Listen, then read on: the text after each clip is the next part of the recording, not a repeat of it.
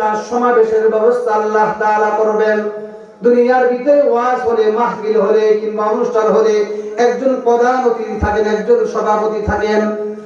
আর জান্নাতের ভিতরে যিনি সভাপতি হবেন তিনি হবেন স্বয়ং আল্লাহ রাব্বুল আলামিন। সুবহানাল্লাহ বলেন। আর যিনি প্রধান অতিথি হবেন তিনি হচ্ছেন আমার আপনার নবী মুহাম্মদ মুস্তাফা সাল্লাল্লাহু আলাইহি ওয়াসাল্লাম।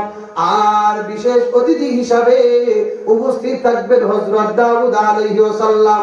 আল্লাহ রাব্বুল আলামিন সমাবেশের ব্যবস্থা করবেন। আর যদি আমরা জান্নাতে যেতে পারি, প্রথম নবীরা থাকবে, এরপর ইমানদার বান্দারা। যদি আমি আপনি জান্নাতে যেতে পারি তাহলে আমি আপনার সেখানে উপস্থিত থাকবো। আর সেই দিন আল্লাহ রাব্বুল আলামিন জান্নাতি লোকদেরকে বলবে, এই জান্নাতি লোক তোমরা আমার কাছে কি চাও?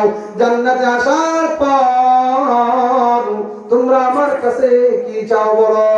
কারণ জান্নাতের ভিতরে সবচাইতে বড় নিয়ামত হলো যে আল্লাহকে না দেখে নামাজ পড়লাম, যে আল্লাহকে না দেখে রোজা রাখলাম, যে আল্লাহকে না দেখে আল্লাহর বিধান, আল্লাহর হুকুম পালন করি, ওই আল্লাহ তাআলাকে সরাসরি দেখা।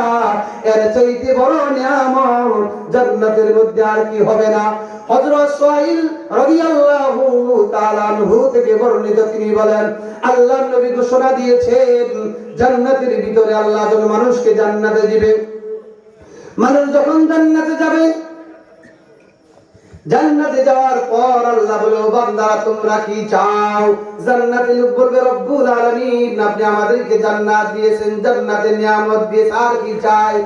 আর সেই দিন আল্লাহ রাব্বুল আলামিন নূরের পর্দারা উঠিয়ে দিবেন। আর সেই দিন মানুষগুলো সরাসরি আল্লাহ তাআলাকে দেখতে পাবে। সুবহানাল্লাহ। একজন সাহাবী বললেন, ইয়া রাসূলুল্লাহ, এত মানুষের ভিড়ের ভিতরে আমি কি আল্লাহকে দেখতে পারবো কিনা? নবীজি বলেন, 14 তারিখের যখন পূর্ণিমার চাঁদ উঠে, দেখতে তোমাদের যেরকম ভাবে কোনো অসুবিধা হয় না, ঠিক তেমনি ভাবে আল্লাহ তাআলাকে দেখতে তোমাদের কোনো অসুবিধা হবে না। সুবহানাল্লাহ। প্রিয় ভাইরা আমার, যে কথা বলতেছিলাম, আল্লাহ তখন বলবে, আইনা দাউদ, আমার দাউদ পয়গম্বর কোথায়? কারণ আল্লাহ রাব্বুল আলামিন দাউদ আলাইহিস সালামকে আল্লাহ রাব্বুল আলামিন এমন একটা কণ্ঠ আল্লাহ দান করেছিলেন, পৃথিবীর ভিতরে দেখবেন যার কণ্ঠ ভালো, আযান দিলে ভালো লাগে, ইসলামী সঙ্গীত বললে ভালো লাগে, ওয়াজ করলে ভালো লাগে। আল্লাহ রাব্বুল আলামিন দাউদ পয়গম্বরকে এমন একটা কণ্ঠ আল্লাহ দান করেছেন। দাউদ আলাইহিস সালাম যখন জাবুর কিতাব তেলাওয়াত করতেন, উড়ন্ত পাখিগুলো দুনিয়ার জমিনে নেমে আসতো দাউদ আলাইহিস সালামের কণ্ঠে জাবুর কিতাব তেলাওয়াত শোনার জন্য। আল্লাহ বলবেন, আইনা দাউদ, আমার দাউদ পয়গম্বর কোথায়?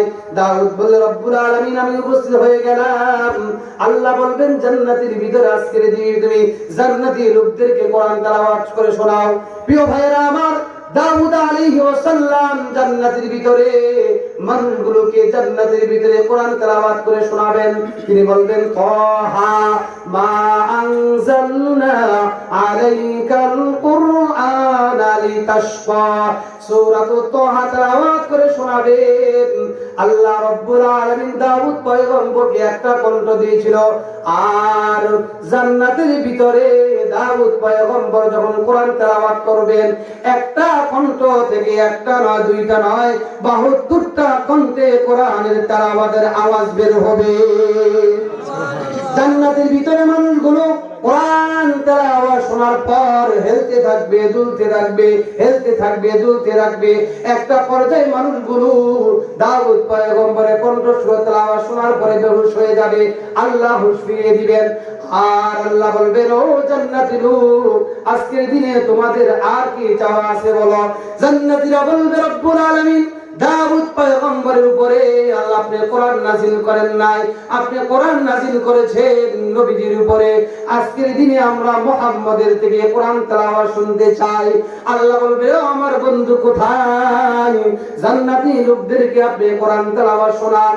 প্রিয় ভাইরা আমার, আমার আপনার নবী যে নবীকে দেখলাম না, যে নবীকে না দেখে নবীজির আদর্শ গ্রহণ করলাম, নবীজির সুন্নাত গ্রহণ করলাম, নবীজির আদর্শ আমার জীবনে আমি বাস্তবায়ন করলাম, সেই দিন মানুষগুলো যে নবীজির উপরে আল্লাহ কোরআন নাযিল করেছে জান্নাতি লোকদেরকে, সেই দিন মুহাম্মদ সাল্লাল্লাহু আলাইহি ওয়াসাল্লাম জান্নাতি লোকদেরকে সূরা ইয়াসিন তেলাওয়াত করে শোনাবেন।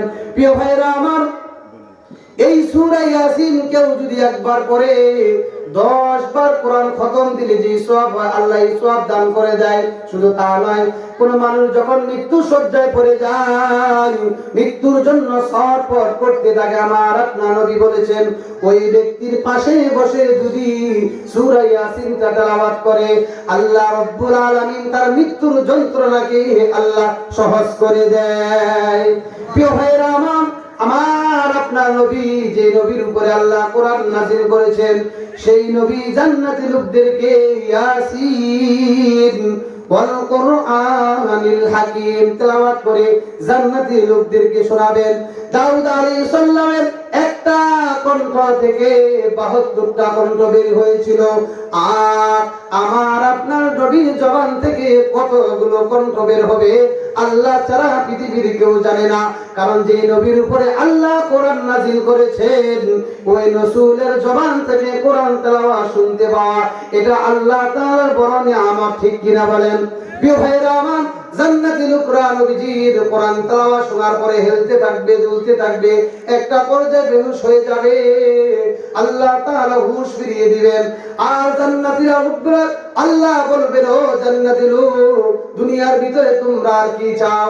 বলে রব্বুল আলামিন আপনি তো দাউদ নবীর উপরে কোরআন নাযিল করেন না, দাউদের কণ্ঠে কোরআন তেলাওয়াত শুনেছি, আপনি মুহাম্মদের উপরে আপনি কোরআন নাযিল করেছেন, আপনি শুনেছি, কিন্তু কোরআন তো আপনি নবীজির উপরে নাযিল করেছেন। ও রব্বুল আলামিন, আজকের দিনে জান্নাতের ভিতরে জান্নাতি লোকেরা আল্লাহ তাআলাকে বলবে, রব্বুল আলামিন আজকের দিনে আপনার কণ্ঠে জান্নাতের ভিতরে কোরআন তেলাওয়াত শুনতে চাই। সুবহানাল্লাহ। ওই মানুষগুলো জান্নাতি লোকগুলো বলার পর আল্লাহ রাব্বুল আলামিন জান্নাতি লোকদেরকে কোরআন তেলাওয়াত করে শোনাবেন। আল্লাহ বলেন, আনার রহমান আল্লামাল কোরআন।